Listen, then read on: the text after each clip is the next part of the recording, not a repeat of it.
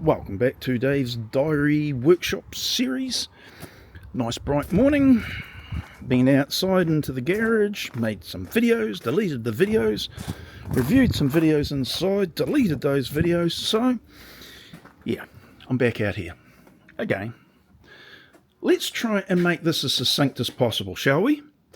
It'll help to prevent your eyes and ears bleeding from what I've been covering thus far. MFT style of top. Am I happy with it? Yes. Can I do more with it? Yes, which I'll talk about probably in the next video. What am I doing down here? Well, we've talked about the parallel arms, or rails, or guides. Am I happy with that? Yes. Is it accurate enough yet? Almost. Can it be more accurate than it is at the moment? Yes. Do you need it that way, that more accuracy? Probably do, but, I could live with what I've got. Oh, well, you should just carry on then, David. Oh, no. That is not how David works. I'm just saying. I have a demand sometimes that exceeds my capabilities, but sometimes you think, mate, give it a crack. You might be happy with the outcome. Well, you might be surprised at what you can achieve. So that's where I'm at the moment. Right, with that as a background, I need a little bit more refinement in the parallel arms. Okay, how do I produce that? Well, the first off is, there's this old saying about the tradesman never blames their tools. And I always was puzzled by that, and which is kind of, it's pretty true, but it can be a wee bit disingenuous in some ways. Sometimes the tools are at fault. Yeah, but the tradesman should be good enough to know either how to get around the shortcomings of their tool, or their tools, what they're using, or how to use them, etc.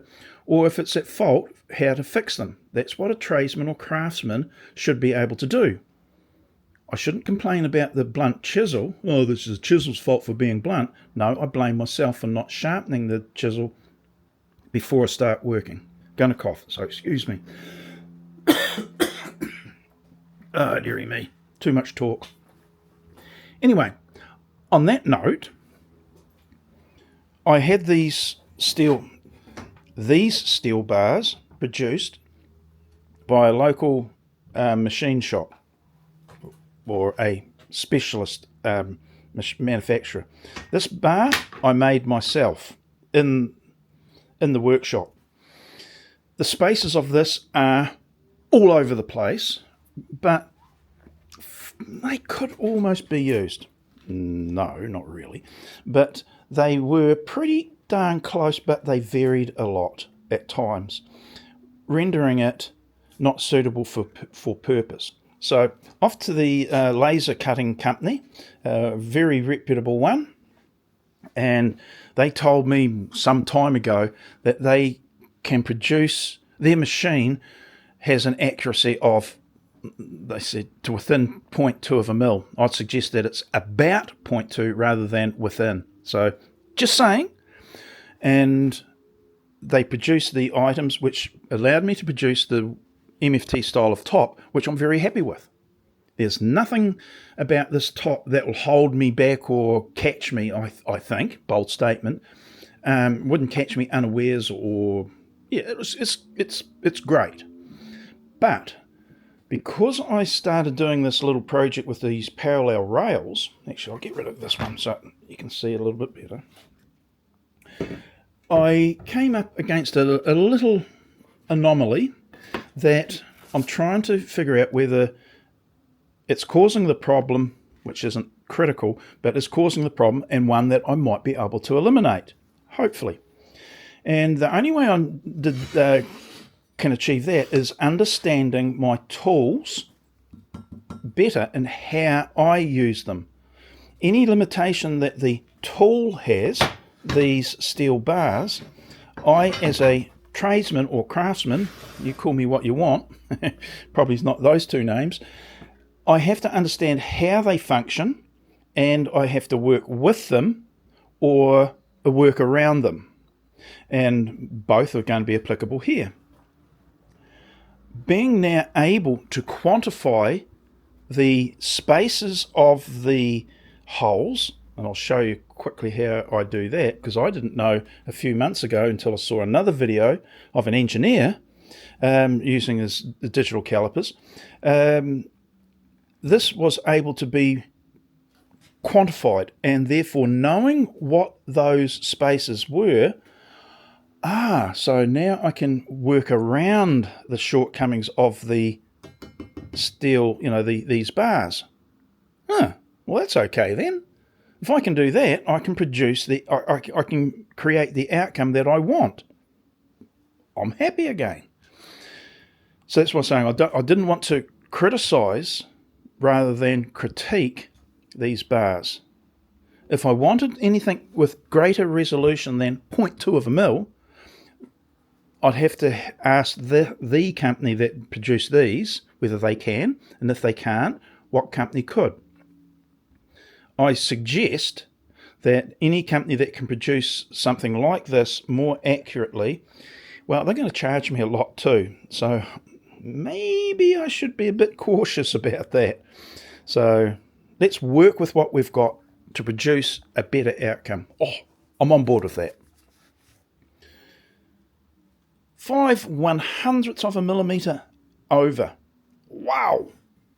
It's pretty good. It's well within the 0.2 of a mil. So 20/100ths. So this is quarter the inaccuracy sort of thing. So it's, it's pretty darn good. I couldn't be upset with that. Am I showing you the right thing in the camera? Don't know. Well, we'll see whether we can improve. So 5 over, I'm just going to use generic term, but 5 over, 12 over, 5 under, 22 over, 10 over, 20 over, 15 under, 10 over, 2, pretty good, 2 under, 10 over, so 10/100ths, or 1/10 of a mil, 6 over, 6, that's good. Those two become very important. 15 over, 6 over, 2 over. Okay, so the issue there is that if I had 0.2 of a resolution between that hole down there and the far hole there, and only 0.2, I'd be very, very happy. I'd have to add and subtract all of those to find what this resolution is here. Might do that, might not as well. I came to another bar. Excuse my voice again. Dearie me. I've only had one cup of tea, that's probably why. So this bar has 12 over, 15 over, 17 under. So they actually counter each other in accumulative distances. 2 over, 2, these are even better than the 6 over. So this is closer to the exact measurement of 100 spacing. So these 3 holes are going to be, no pun intended, pivotal to the making of these links. Closer to the measurement, the ideal measurement, and they're the same. So this is 1 under. Wow, that's pretty close. So even these two here, even though they're an over and an under, they're within 3/100ths of each other.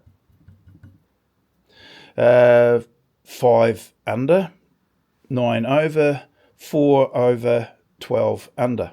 So inconsistent, and I don't know what the accumulative total of errors would be. It would be interesting to start with that, or have that in the background of thinking. But the beauty is, and this is why I was saying the tradesman or craftsman doesn't criticize their tools. They understand their tools and limitations and themselves, and they work around it to get the result, which is all I'm after, that I want. And these two measurements here will allow me to get the result I want, or as close as I can humanly achieve inside a woodworking workshop.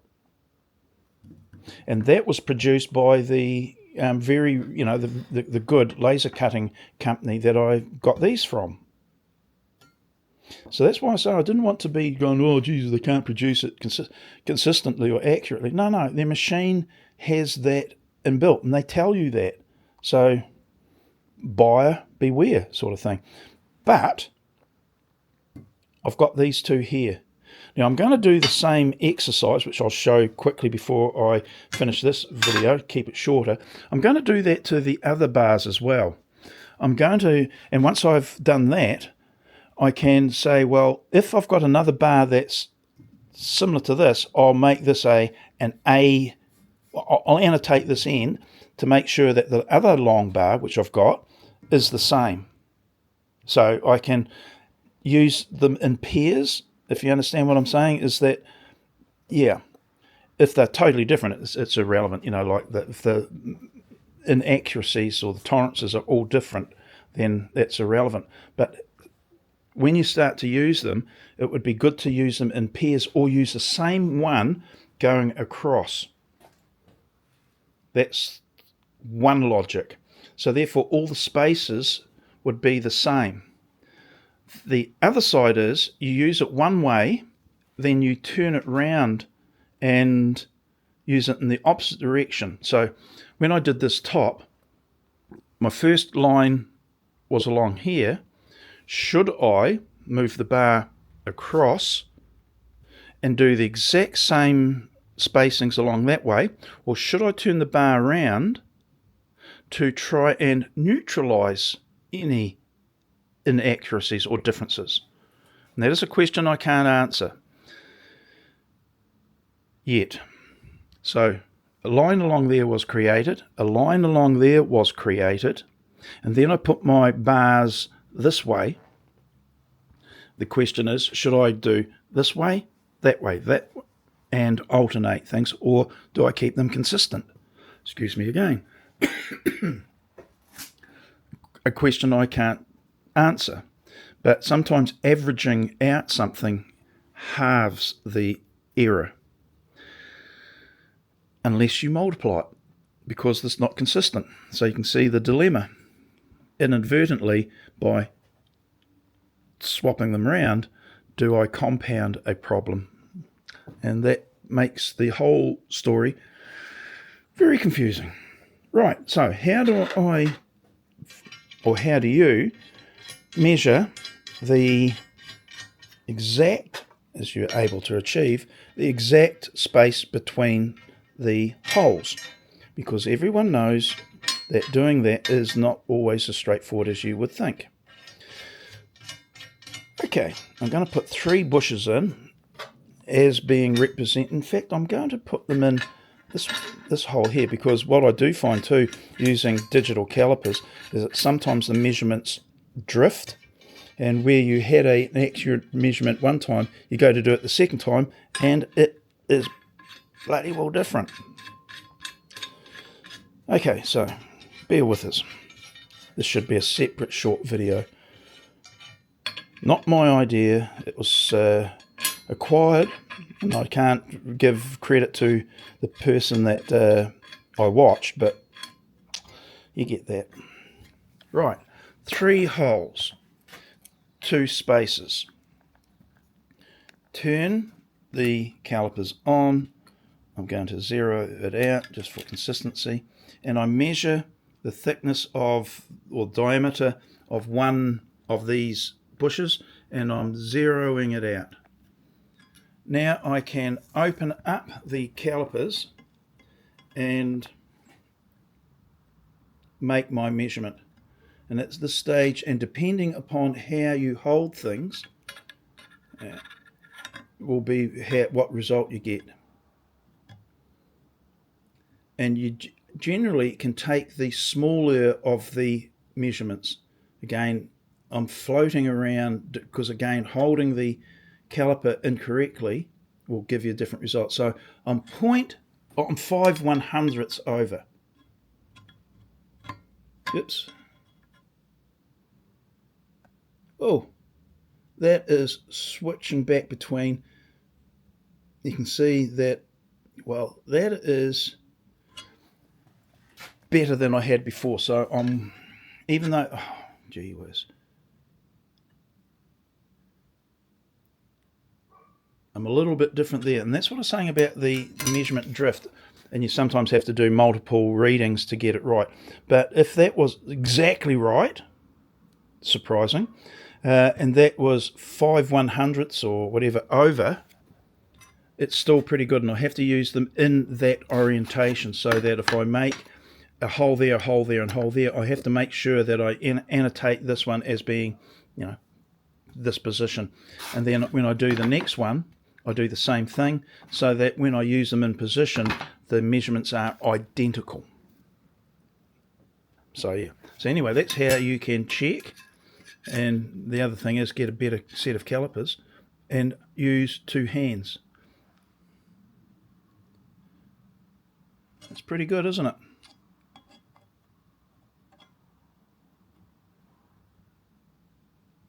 Pretty good. See, different reading again. It's because I'm holding the caliper differently. And so I'm within 0.3 or 3/100ths of a millimetre. So is that good enough? Yeah, it's going to have to be. And you can do that with all of them. It's a bit of a pain in the butt to do it, but if you find a bar that's better, well, you'd use that. Yeah. So there you go. That's how I do it.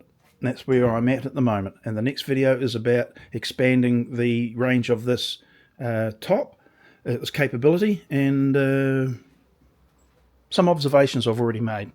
Okay, that's it. Kept it reasonably short and not as bouncy around ideas, and hopefully your ears and eyes didn't bleed too much with that one. Rightio, I'll see you in the next video now. Bye.